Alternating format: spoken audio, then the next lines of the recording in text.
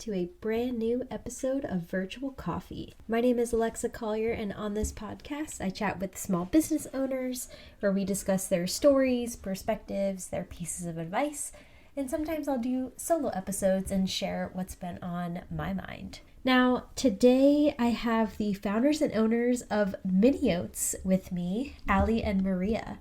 Minneoats is a Minnesota-based small business that sells homemade granola, which you can have shipped to anywhere in the United States. They also engage in local events where they sell their homemade oatmeals that look so delicious and unique. Now, before we hear from Allie and Maria, I'd appreciate if you could rate and review Virtual Coffee on the Apple Podcasts app and on Spotify. It just helps others discover us and find our episodes, and also helps the small businesses that I feature get promoted to others. You can also follow us along on Instagram, Facebook, TikTok, all the social medias. It's all at Virtual Coffee Podcast. And as always, thank you so much for tuning in to another episode. If this is your first episode, welcome. We're glad to have you here. Thank you for listening. And I hope you have a wonderful rest of your week. Now let's hear from Allie and Maria.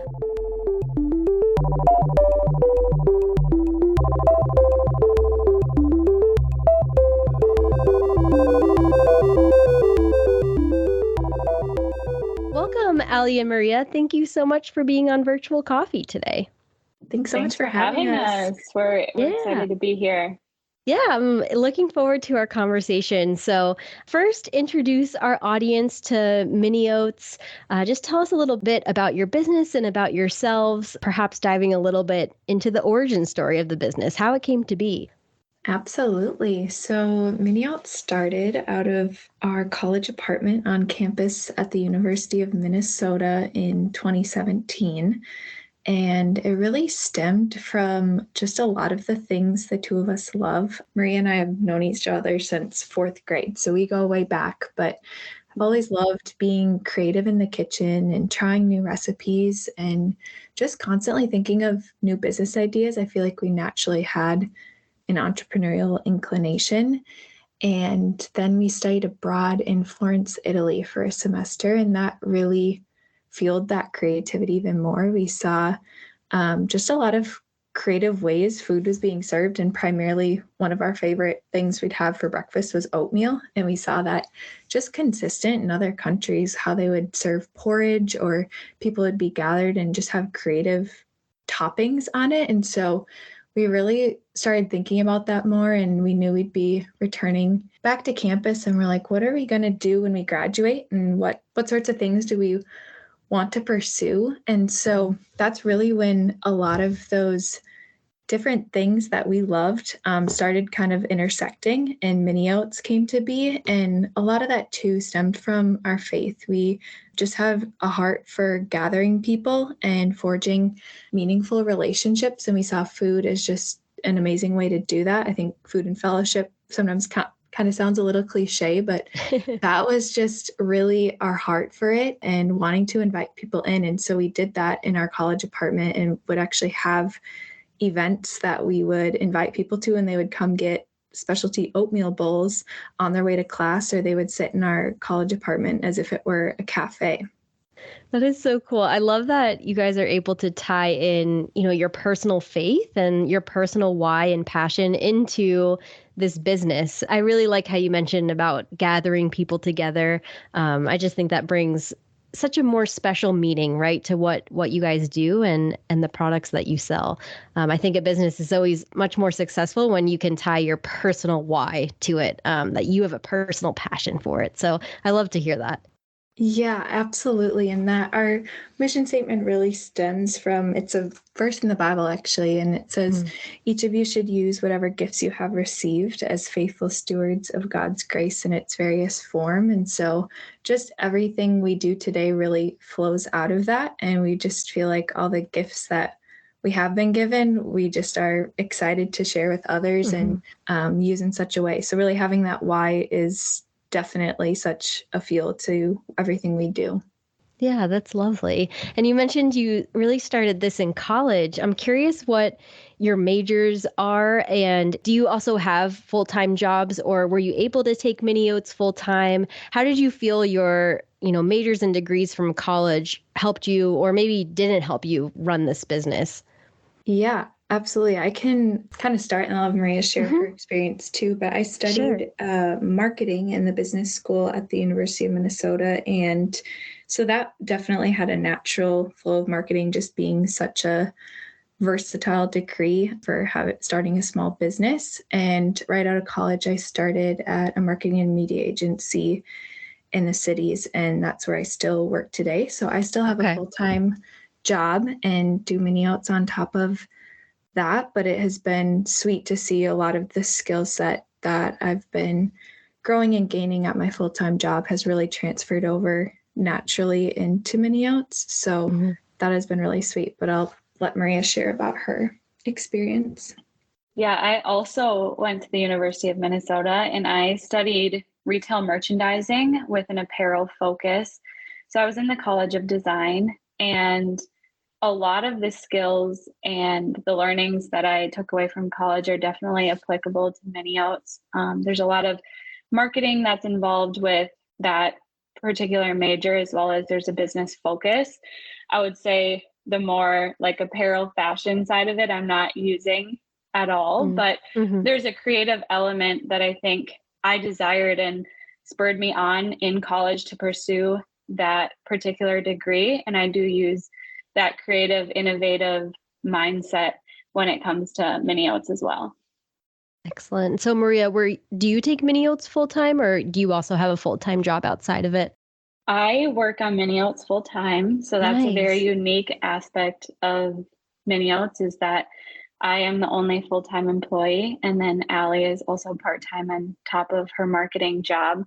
And I went full-time on Minneots 2 years ago. So in February 2020, right before the pandemic, did not know that the pandemic was going to happen when I went full-time, but I've really seen how intentional and specific that timing was for me to leave my job and pursue Minneots full-time.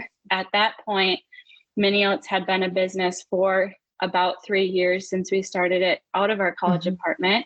And it really had just been a side hustle, a side gig. We could only invest so much time into it just because we all had full-time jobs.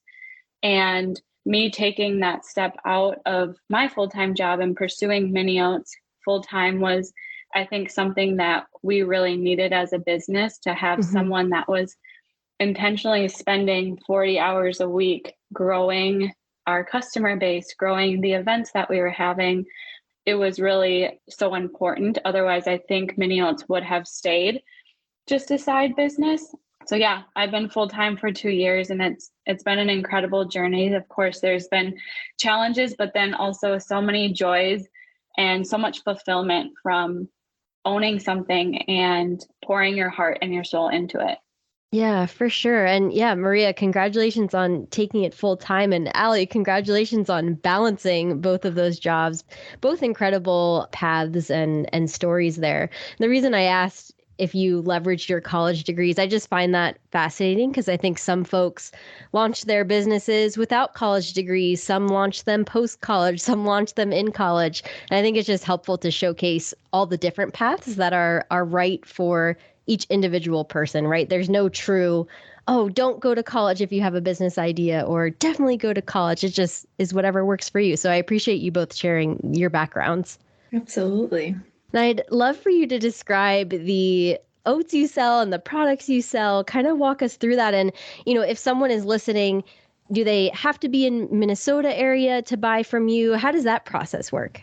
Definitely. So we kind of have two main offerings. One is our specialty oatmeal bowls, and then the other is our packaged granola. So for the oatmeal, it all starts with a creamy, lightly sweetened oatmeal base that we just top with fresh fruit, nut butters, our signature maple almond granola, and honey or caramel drizzle. And those we sell through catering and pop-up events. So it's all made to order and consumed within minutes of us preparing it. So that happens on event basis. So as far as out-of-state customers, that's where we kind of switch over to our packaged granola that we sell online on our website, and that we hand make in small batches on a weekly basis. And really the novelty of it is just this sweet and salty clustered granola. A lot of feedback we hear from our customers is they love the big clusters compared to some granolas that are a little bit more fine, and will just enjoy it as a snack, or they'll throw it on some of the traditional things you'd think of with yogurt, or have it as almost a cereal and just pour milk or almond milk over it. And so we sell that in 10-ounce bags, but then we also have 2-ounce and 4-ounce ones and bulk bags that we sell on our website. And then for some of our more local folks in Minnesota, we sell at a handful of different retailers, whether it's small markets or grocery stores in the area. Nice. That's awesome. I love that expansion. And are you able to ship within the United States, international? I know sometimes it's tricky with food products. So just a logistical question there so our audience knows where you're able to ship. Right. Yeah. We ship within the U.S. only. Awesome. Perfect. Well, congratulations on figuring that out. I always congratulate my guests on that because I know how hard shipping is, like I said, especially with food. So yay for figuring that out. Yes. Yeah, so all your products sound delicious. I love that. And so is it you two making the actual product, or do you have other employees at Minneoats? So it's primarily the two of us, but Nice. with the help of our gracious family and friends, we have a team that comes into the kitchen every week, and they're just willing to volunteer their time and support us in any way possible. So it's been really sweet to see how our family has just like invested so much with us and been very much so a part of the journey, and we couldn't do it without them as we grow. Yeah, for sure. We always hear a theme on this podcast of finding that community, whether it's family or friends or other small business owners, and how important that is, especially when you're launching your own business. And so how do you think of the recipes? And more, I mean, how did you understand how to make granola? Like, where did that start? Did you take a class? Is it just Googling? I'm always so fascinated in understanding just how you learn about such a niche topic, right? Enough to create a business around it. Yeah, I mean, it's kind of funny looking back because it really started out as oatmeal being our primary focus. Right. And so we made oatmeal every morning for breakfast. And so we kind of started to get a grasp on that as far as knowing what we liked, the flavor. We didn't want something overly sweet. We wanted it to be healthy. And so that, I feel like over time, was a recipe that evolved by way of that being what we made for breakfast each morning. And then for the granola, we just knew we loved the crunch on top of our oatmeal. And so we started trying a handful of different recipes, not quite finding what we liked. And so we just started modifying like crazy. I think there's kind of this base level ratio of like liquids, having to have a fat, having to have a grain. And so we started to just really play around with a few recipes and not get too hung up on finding the perfect one, because we never thought it would be sold on its own. We always thought it'd be paired with our oatmeal. And so it was just a recipe we developed in our apartment and stuck with it. And it hasn't changed since we first started serving it. And then as we started doing catering events, people would ask where they could purchase the granola. And that's really when we realized, oh, there's something more here than this just being a part of our oatmeal offering. We should really package this and make it accessible for customers to buy on its own. It was really funny in the beginnings of creating our bowls and figuring out what was the consistency of our oatmeal going to be. We would wake up early in the mornings before going to our classes and try out a different ratio of liquids to water to almond milk. What kind of creaminess did we want to create? And that was just a super sweet and fun time of the business of really learning how to product develop in a very authentic and just almost cute way of it being so particular to us and kind of our preferences too. Like we said, oatmeal was something that we loved. And so I think early on in the process, it was figuring out what would we hope to receive as the customer and what would the toppings that we would like to have. And thankfully, those transitioned over to our customers loving them as well. And the original bowls that we have now are the same bowls that we created in our college apartment. We actually haven't modified the recipes at all, which is really, really cool that since the beginning, we've been able to kind of figure out what worked, and people have continued to provide wonderful feedback. And hopefully in the future, we can continue to product develop. But what we originally started with has been working up until now. That's so awesome. I love when, folks they just start this business, but it doesn't sound like it came from the intention of, hey, I want to start a business, right? It came from this passion, this like fun hobby you guys were doing in college, and you just were able to take it to the next step, and you wanted to take it to the next step. And I'm curious if you have any advice or thoughts. I can imagine maybe there's a college student listening to this and they're like, oh, wait, I kind of have this fun hobby. It'd be cool to see if I can make that a business. Any advice there on taking it to the next step or how to take it to the next step? Any thoughts come to mind around that? My initial thoughts are just to start and start small. I think just getting over that hump of believing in the idea to start it and knowing that it will start small and that being okay. We started really small and by no means have made it super big, but it just took a little step of starting and testing out the ideas on friends and family, curating kind of a guest list of people to have in our apartment and opening that up and providing a little testing ground to see if we had something that was working and if it would be a viable business idea.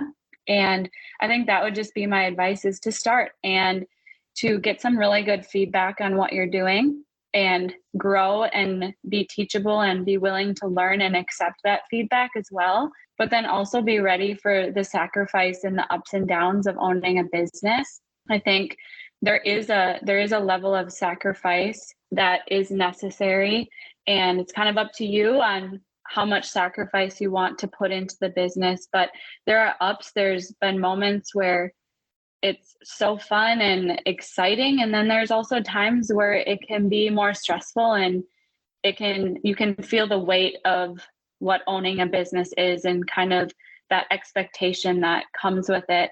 But be willing to step out and sometimes fail, and that's okay. And the failure doesn't mean that it's not good, but it's kind of essential to growth and taking your idea to the next level. So yeah, really just starting small and seeing what can happen over time with just continued perseverance and consistency and investment into your business. Yeah, I think that's great advice. I really like how you mentioned it's up to you, kind of around almost how much effort you put into it, right? So on one hand, there's that dreamer kind of part of just start it, just see where it goes. But then also on the other hand, being realistic with how much effort it requires. And if you don't want to put in a certain amount of effort, that's okay. But understand, the limits of that, right? Maybe you won't be able to scale as fast as you want or launch as many new products as you want or something like that. So just understanding kind of the give and take of the amount of effort that you put in. I think that's just a great piece of advice, because I think people might have the mindset of that, oh, if I just grind and just never stop, or like that's the only way they have to run a business, right? And it's not. It really is up to you at the end of the day. Right. That's really good. And everybody is different in how they operate. And like you said, knowing the goals and the vision of the business, knowing where do you want to take it, because there's different levels that you can take it to, and some are going to require less investment than others. So that is really, like you said, a personal decision to decide, how far do I want this to go, and do I want it to kind of just be something that I do for fun, or is this what I want to put all my eggs in, and do I want to support my family with this? So it really is up to you, and it does look different. And that's something that Allie and I talk about a lot, is we don't have to follow the pattern of other businesses if we choose not to. We have to find out what works for us. And I think that is something that you have to figure out in terms of work-life balance, and how do you continue to be invested in the other aspects and things that you're involved in your life, but then also own a business as well. Completely agree. And Allie, would love to hear from you as well if you have any other advice for others wanting to launch their business, or any challenges that you've overcome that you want to share, any lessons learned. Yeah, there's so many. I think one of the, it's really sweet how much you're just forced into learning and growing when you step into something so new, and there's just so many unknown things, whether for us being in the food space, understanding how do you get a nutrition label, what does packaging look like, Right. like you mentioned with the shipping, what are the regulations. And so I think just being willing to say yes to things when we don't necessarily have it all sorted out, but being committed to sorting it out and figuring it out has just been kind of a fun growing pain of like, oh, we've never done that before, but we're going to say yes, and we're going to learn and grow and understand. And if we feel like as we're learning more about the topic, we don't know enough, I think some advice we've been given is just invite people in that know how to do that. And we've been really grateful to be surrounded by so many people that are just willing to share their insight, share their experience, share their resources, for us to kind of overcome some of those challenges that we certainly couldn't do on our own. And so that's just been a really growing part of the business, and a really fun one, and really humbling too, to realize like we can't specialize in all areas of a business. And I think that's oftentimes, as a small business owner, you're kind of pulled into wearing every cap. You have to. And so just figuring out which ones are we good at, and do we want to spend our time doing, which ones can we, delegate to other people, or bring in people that just have so much more experience and can, really help us out in those ways. Yeah, I really like that perspective of, you kind of painted that picture of at first you do have to wear all the hats because it is just you as the owner, but then figuring out what ones you want to continue wearing and what ones you can get others to help you with, or outsource, things like that. It's kind of like filtering down what parts you want to still own versus bring someone else in for. I think that's a helpful perspective. And I'm curious, what the future looks like for Minneoats. Do you plan on launching new products? Do you want to scale more? What does that look like? Any big milestones or goals you guys have in mind that you want to share? For sure. So I think you actually kind of touched on a few of them. In the short term, I would say product development for sure.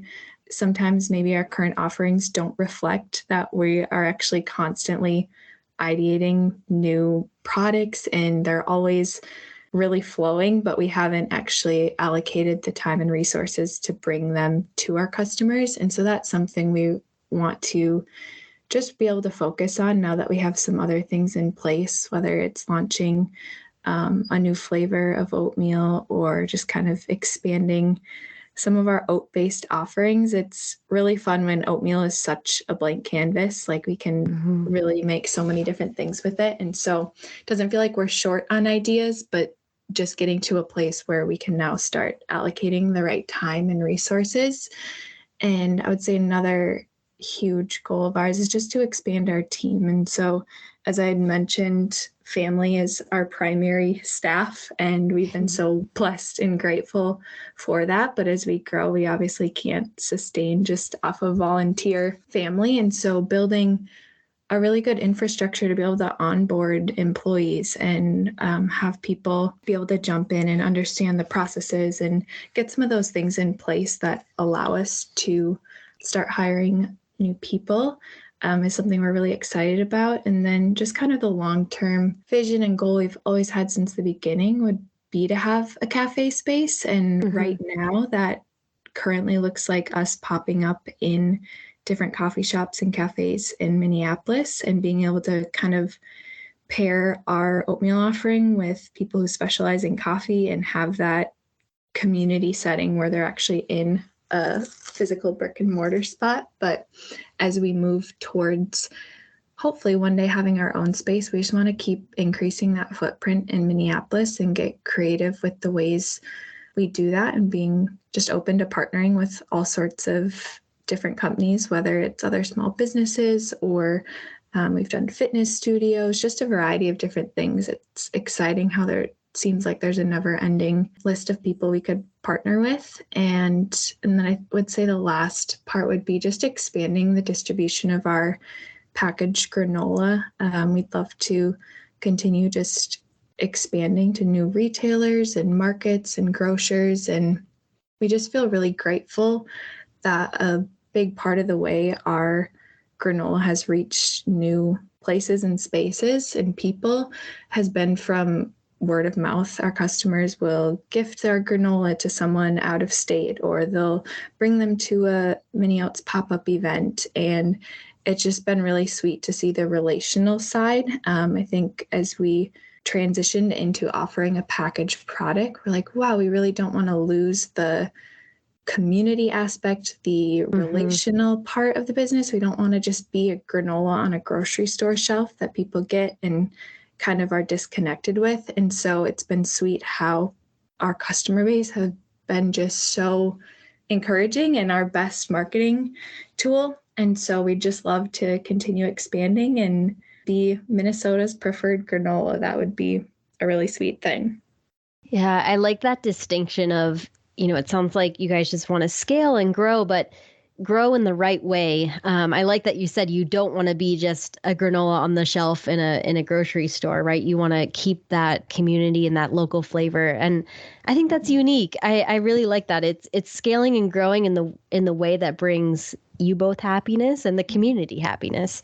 Minneots is definitely where we see our future, and we don't necessarily have any other business ideas, but definitely have a lot of goals for where we could see Minneots going. And Allie and I talk about this a lot, but we don't put too much weight and expectancy on the future of Minneots. We're very open-handed with the business and open to being redirected. And one thing that I can think of in the past 2 years since being full-time is about a year and a half ago, we launched our granola. And that was really a COVID pivot, since all of our oatmeal events were getting canceled or rescheduled due to COVID.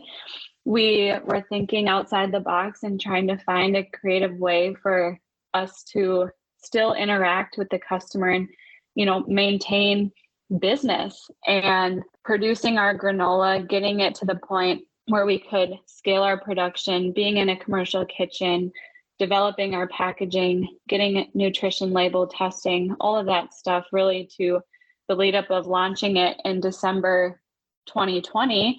And so just that as an example, we never thought that we would be a granola business. We always thought that we would be oatmeal. And just thinking about our granola not existing even a year and a half ago, and then now it becoming a huge portion of our business, I think is one thing that we reflect on. And again, just be open-handed with the business and allow it to be redirected with the market and the way the world is trending. So I think our goals are ebbing and flowing, but definitely want to grow our team and scale and grow really well.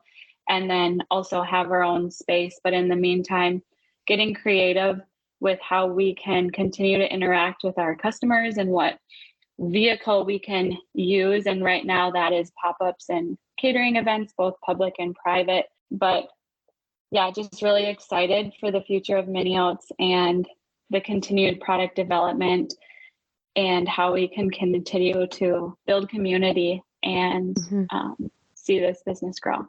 Yeah, I think another great piece of advice in there, in that, it's really important to have those goals and milestones and kind of that roadmap, if you will, for your business, but also not being afraid to change with the times, right? Because like to your point, you don't know what's going to happen in the future, and not being afraid to evolve and innovate with the market and with what your customers are saying. So I think that's a great balance there of ebbing and flowing and also having those set goals that you want to accomplish.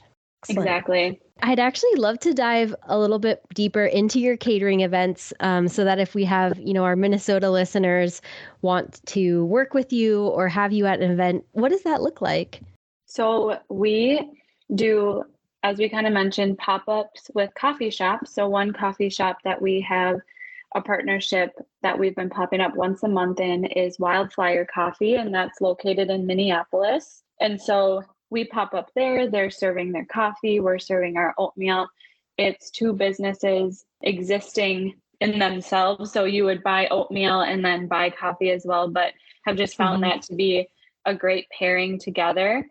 So we have pop-ups, and we're continuing to book more pop-ups events by partnering with other businesses. And so we do that. And then we have drive-through events, so that we have once a month drive-through events out of our kitchen space in White Bear Lake. So White Bear Lake is 20 minutes north of Minneapolis. So we have a nice balance of kind of the northern suburbs and then also hitting Minneapolis as well. So those are two things that are very static on our calendar that you can get our oatmeal at, as well as we do the public and private catering events. So partnering with different businesses or different organizations and catering their event that is open to the public, but then also booking events with clients that might be more private, like a wedding reception or a grad party. And so kind of those will be sprinkled in throughout our calendar as well as they come up. But if you're looking to have an event with us, we do have an event inquiry booking system on our website. So you can go to minneoats.com and click on the Book With Us tab and fill out a form, and we'll get back to you. But then if you're not interested in booking an event, but just trying to figure out where we'll be, you can go to the Find Us tab on our website, and we have all of our events that are up and coming listed there. Perfect. I love that like drive up idea out of your kitchen. That's a really neat idea, because I know a lot of even locally here to Raleigh, small businesses who just have that kitchen space. I think that's a really unique way to leverage that, like not having the public storefront yet, but having that drive up event. That's really cool. I love that idea. Yeah, it's been a fun thing that we started during COVID, just so we weren't, interacting with customers face to face, but just kind of doing a drive-through drop-off type curbside pickup. And it's been working well. So we've continued to do it, even though things in Minnesota have opened up and you can go in restaurants. Oh, that's cool. And again, I always love when businesses partner with other businesses, like you guys going to these coffee shops and selling your oatmeal there. I just love that community aspect. It's very clear you guys are tied to the community, and I think that's what makes you unique and just brings that uniqueness and local flavor to your business. That's really cool. The last question I end all my episodes with, and would love to hear from you both, Allie and Maria, on this is, in this moment, what is your proudest accomplishment? And I know that's a really big question, but just in this moment, kind of that first thing that comes to mind, it can be Minneoats or it can be something completely different that we didn't even talk about today. But what is your proudest accomplishment so far?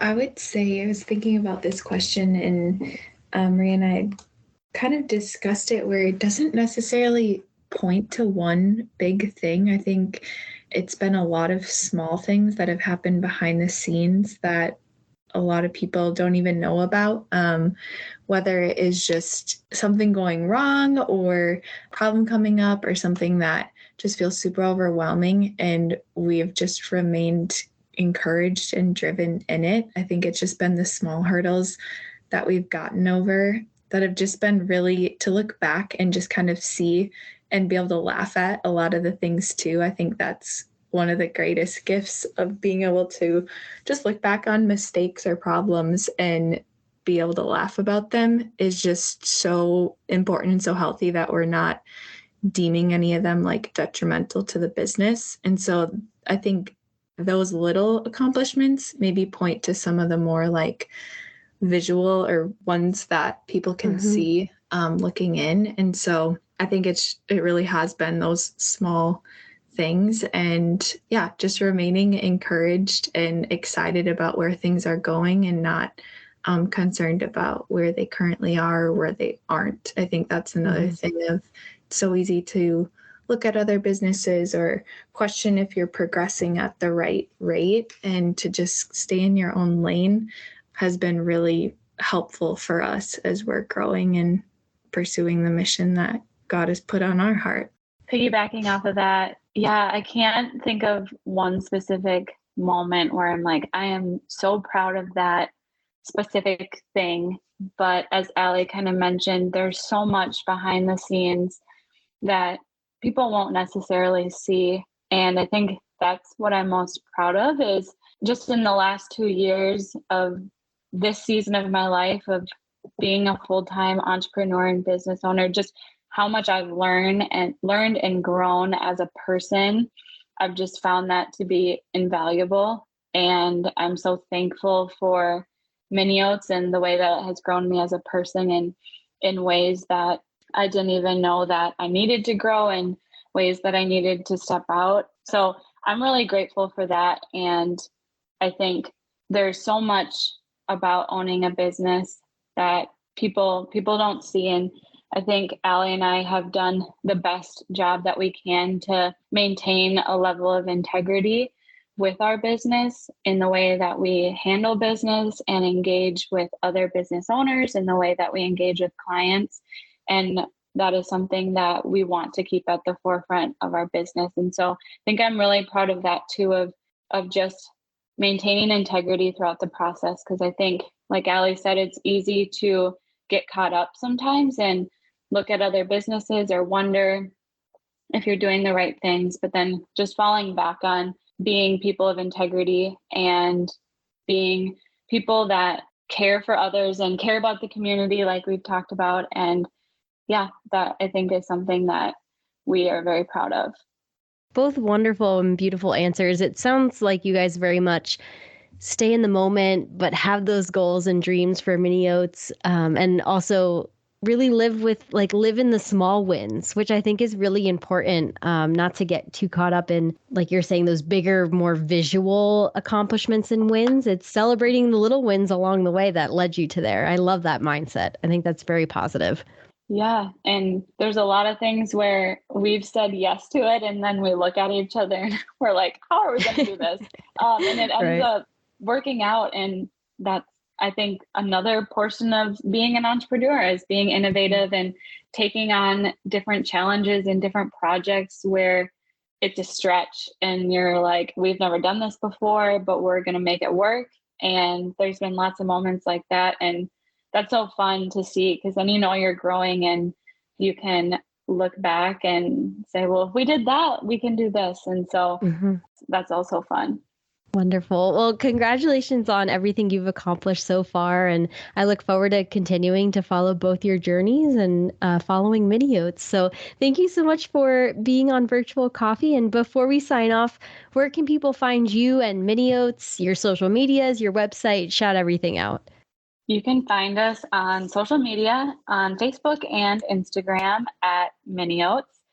And then also we have a website where we sell our granola on our website. And also you can book events with us. That's www.minneoats.com. And I think that's it. And you can find our granola in local grocers in Minnesota. But if you don't live in Minnesota, you can also order online and we'll ship it across the United States.